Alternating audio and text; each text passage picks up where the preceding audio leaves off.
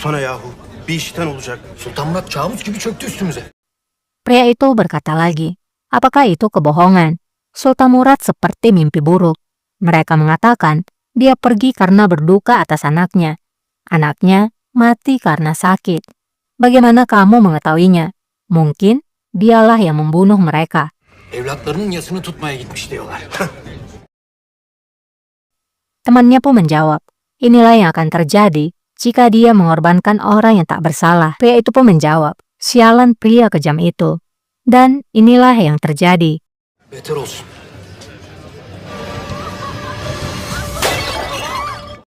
Pria yang dipukul lalu bertanya, apa yang terjadi ini? Siapa dirimu? Silahtar pun dengan segera meneriakkan nama raja. Kimsin be adam? Destur! Sultan Hazretleri! Pria itu segera menunduk dan meminta maaf. Raja pun bertanya, dari mana asal keberanianmu itu? Apa yang membuatmu berpikir seperti itu? Apakah karena anggur?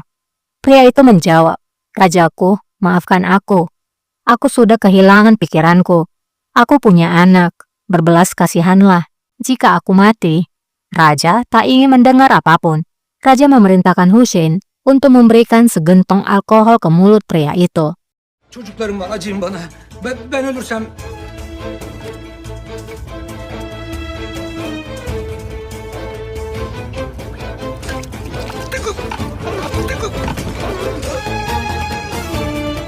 Setelah pria itu pingsan, Raja berkata, penggal dia. Raja pun pergi meninggalkan kedai itu. Vurun kellelerine. Sementara, dengan gaya nyeleneh, Hussein pun mengeksekusi pria itu.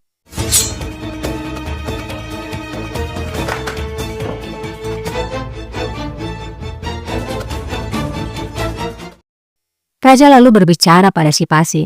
Ada apa si Fasi Effendi? Apa yang harus aku lakukan? Mengabaikan apa yang dia katakan? Abdul Mejid menjawab, tidak diragukan. Pria itu telah melampaui batasannya rajaku.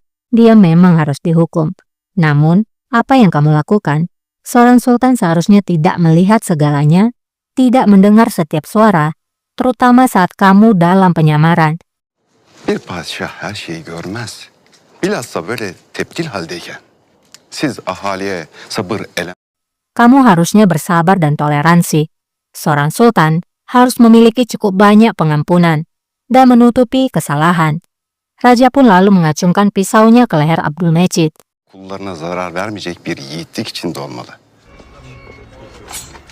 Abdülmecid Sivasi Efendi. Kemudian berkata, Abdul Mejid Effendi, inilah mengapa aku menyukaimu.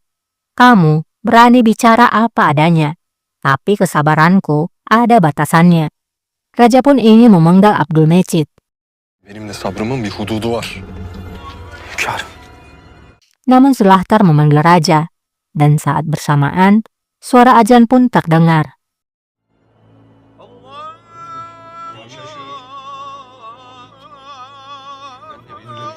Allah Allah.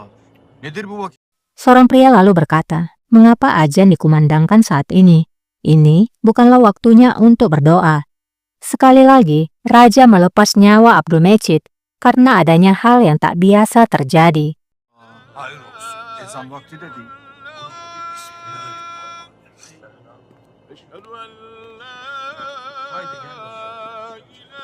Singkatnya, Silahtar tiba di istananya.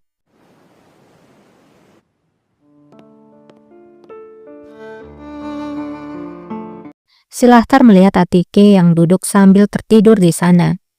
Karena tak ingin membangunkan Atike, Silahtar pun segera keluar. Silahtar.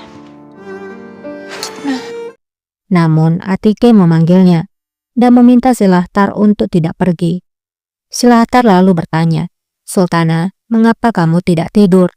Atike menjawab, aku menunggumu, seperti setiap malam. Aku tidak bisa tidur. Aku menutup mataku dan hanya melihat satu hal, wajah seseorang yang tak bisa aku lepaskan dari pikiran dan mimpiku. Aku sendirian di istana yang besar ini, kegelapan besar yang sederhana bersama diriku. Silahtar, bantulah diriku. Aku mencintaimu. Aku sangat mencintaimu. Tunjukkan aku jalan. Aku tersesat karena cinta ini. Kumohon, tolonglah diriku. Gözlerimi kapatıyorum. Aklımdan. Silahtar. Ben sevdim. Ben bu sevginin içinde kayboldum. Ne olur bana yardım et. Namun Silahtar hanya diam saja. Ia pun berlalu tanpa kata.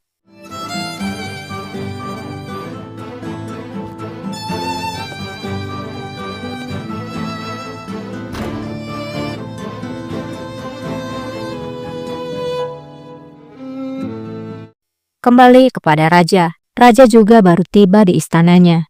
Di sana ada Kasim yang menunggunya. Hünkârım. Kasım. Raja pun bertanya, Kasim, ada hal penting apa? Ada apa? Kasim menjawab, ini tidak baik rajaku. Di sana ada sesuatu yang harus kamu ketahui tentang Bayezid. Kasim ya, selalu tidak bisa diatur sama Qasim Sultan. Bayezid'le ilgili. Raja pun menjawab, ayolah. Kasim pun ikut masuk ruangan raja. Singkatnya, pagi pun tiba. Di masyarakat, tampak seorang aga membacakan keputusan baru yang dibuat oleh raja. Sultan Murad Han Hazretlerinin Sultan Murad Han telah memutuskan, terutama kedai minuman dan semua rumah yang di mana orang-orang minum anggur dan opium akan ditutup dan dihancurkan. Tidak seorang pun yang diizinkan minum anggur dan opium. Tidak boleh menjualnya juga. Mendengar hal itu, masyarakat pun berbisik-bisik. tüm umumuhanelerin tebaadan bir ferdin bile Sulit dipercaya. Pertama, tembakau dan kopi. Sekarang kedai minum. Bagaimana ini? Kita tidak bisa minum alkohol lagi. Apa yang dilakukan oleh Sultan Murad ini? Şimdi meyhaneler de kapatılacakmış. Artık Sultan Murat ne yapıyor? İlaveten Aga itu kembali berteriak. Sebagai tambahan, ilmu sihir dan ramalan juga dilarang. Siapapun yang tidak patuh dengan perintah ini akan dieksekusi sesuai dengan hukum syariat. şerif ve kanun üzere idam ile cezalandırılacaktır. Di kedai Benam, para tentara pun mengumpulkan minuman alkohol untuk dimusnahkan. Benam berbicara, Aga, jangan lakukan itu. Itu untuk kehidupan kami.